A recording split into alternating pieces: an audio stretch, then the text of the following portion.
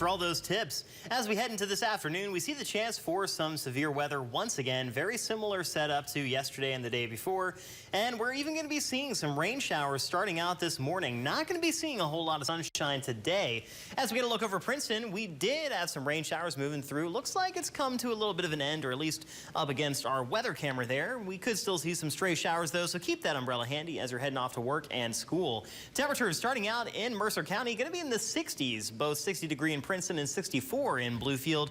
Over towards parts of Tazewell County, we've got 59 degrees in Tazewell and 67 over in Richlands, with 64 in Beckley and 54 in Lewisburg. Let's get a look at the hourly temperatures that we're going to be seeing, because we'll be back up in the low 70s this afternoon. A little bit cooler than we have been the past few days, but we'll be back up to warmer temperatures tomorrow.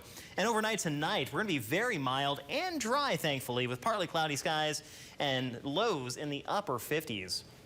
Looking at satellite radar, we have that line of showers extending all the way from Fayette County down into Wythe County. A pretty steady rain moving through the area. You can see that's just east of Bluefield and Princeton, moving into Hinton, and then over the next 30 minutes or so, parts of Lewisburg and Union can expect to get a little shower action. And then off towards our west, looks like some more rain is building in through parts of Pike County, Kentucky, so prepare yourselves for some more rain. Winds will be a little on the breezy and gusty side once again this afternoon, coming from the southwest at upwards of 30 miles per hour as we continue to stay pretty breezy today. It's unfortunately also going to be accompanied with the chance for some stronger thunderstorms. A marginal risk for severe weather for parts of Fayette, Raleigh, Wyoming, McDowell, Buchanan, and even parts of Tazewell and Greenbrier counties exists today. So the main threat, once again, going to be damaging winds and large hail, though we can't rule out some heavier downpours. And while it's non-zero, there is also a very small chance we could have an isolated tornado in some areas, with parts of northern Fayette County and even the tip of Raleigh County